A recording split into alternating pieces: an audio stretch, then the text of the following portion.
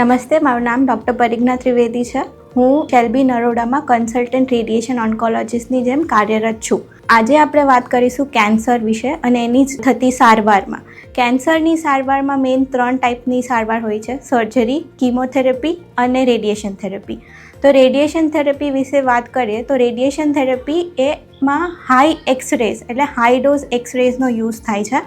આ high power એક્સરેઝ એક linear એક્સેલરેટર નામના મશીનથી ટ્રીટમેન્ટ ડિલિવર થાય છે. કેન્સરનું સિમ્પલ સમજીએ તો કેન્સર એ આપણા બોડીનું અનિયંત્રિત ગ્રોથ છે. તો આ ગ્રોથની અગેન્સ્ટ આપણે હાઈ પાવર એકદમ પ્રિસિઝનથી યુઝ કરીએ છીએ, જેથી કેન્સરના સેલ્સને આપણે ડિસ્ટ્રોય કરી શકીએ, એટલે કે એનો કાં તો નાશ કરી શકીએ કાં તો એનો આગળનો ગ્રોથ અટકાવી શકીએ. રેડિયેશન માટે આપણે એક લિનિયર એક્સેલરેટરનું મશીન યુઝ થતું હોય છે. આ ટ્રીટમેન્ટ તમને કોઈ બળતરા કે એવું કંઈ થશે નહીં, કે લાઈક તમે દાઝી જાઓ કે બળી જાઓ એવું કંઈ થશે નહીં. એક પેઇનલેસ પ્રોસિજર છે અને નીડલ કે એવું કંઈ યુઝ થતું નથી. આપણે રેડિયેશનનું યુઝ મેઇન 3 ફોર્મમાં થાય છે. કાં તો એ રેડિકલ ફોર્મ ઓફ ટ્રીટમેન્ટ, કાં તો પછી પોસ્ટ ઓપરેટિવ એટલે કે અડજુવન્ટ ફોર્મ ઓફ ટ્રીટમેન્ટ, અથવા તો પેલિએટિવ ફોર્મ ઓફ ટ્રીટમેન્ટમાં. રેડિયેશન આપણે રેડિકલ ફોર્મ ઓફ ટ્રીટમેન્ટમાં યુઝ થઈ શકે છે, એટલે કે જ્યારે આપણું મેઇન ગોલ હોય કે આખી બીમારીને નાશ કરી શકીએ અને ક્યોર કરી શકીએ. તો આ ફોર્મ ઓફ રેડિયેશન ત્યારે યુઝ થાય જ્યારે કે જેમ કે ગળાની પાછળનો ભાગ છે, જેમ કે ઓરોફેરિંગ્સ, નેઝોફેરિંગ્સ અને લેરિંગ્સ, હાઇપોફેરિંગ્સમાં એક રેડિકલ એટલે કે મેઇન ફોર્મ ઓફ ટ્રીટમેન્ટમાં યુઝ થાય છે.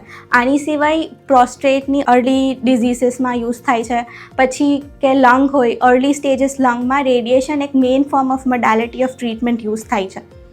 આની સિવાયની post operative treatment. Post operative treatment એટલે કે પહેલાં સર્જરી થઈ ગઈ હોય, જેટલું નરી આંખે દેખાતું હતું એનું આપણે સર્જરી કરી દીધી, હવે જે સૂક્ષ્મ કણ રહી ગયા છે, જે નથી દેખાતા, માઇક્રોસ્કોપિક સેલ્સ જે રહ્યા હોય, એને માટે આપણે એક પોસ્ટ ઓપરેટિવ ટ્રીટમેન્ટ કરવી પડતી હોય છે. એમાં પોસ્ટ ઓપરેટિવ ટ્રીટમેન્ટમાં આપણે હેડ એન્ડ નેક કેન્સર્સ એટલે કે ઓરલ કેવિટી, ટંગ કેન્સર્સમાં યુઝ થાય છે. આની સિવાય બ્રેસ્ટ કેન્સર્સમાં આપણે એ લોકો પોસ્ટ ઓપરેટિવ ટ્રીટમેન્ટનો રોલ હોય છે. અને આની પછીની એક પેલિએટિવ ફોર્મ ઓફ ટ્રીટમેન્ટ હોય છે. પેલિએટિવ ફોર્મ એટલે કે જ્યારે આપણે કમ્પ્લીટલી ટ્રીટમેન્ટ નહીં આપી શકતા હોય પેશન્ટને, કે સ્ટેજ વધારે હોય કે ફેલાઈ ગયેલી બીમારી હોય, તો ત્યારે આપણો મેઇન અપ્રોચ હોય છે કે એમની લાઈફ આપણે ઇમ્પ્રૂવ કરીએ, કે એમનું પેઇન ફ્રી રાખીએ પેશન્ટને. ત્યારે આપણે પેલિએટિવ ટ્રીટમેન્ટ આપતા હોય છે. આ શોર્ટ કોર્સની ટ્રીટમેન્ટ હોતી હોય છે અને આનાથી પેશન્ટની જેટલી બી લાઈફ છે એ સારી રીતે એ સ્પેન્ડ કરી શકે એવો ટ્રાય કરતા હોય છે.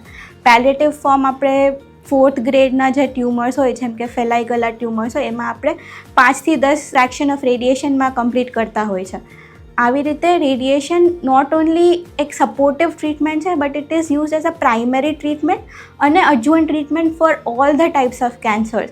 તો કંઈ પણ ક્વેરી હોય રેડિયેશન વિશે કે કેન્સરના ઇલાજ વિશે, તો તમે અમને અહીંયા શેલ્બી નરોડામાં મળી શકો છો.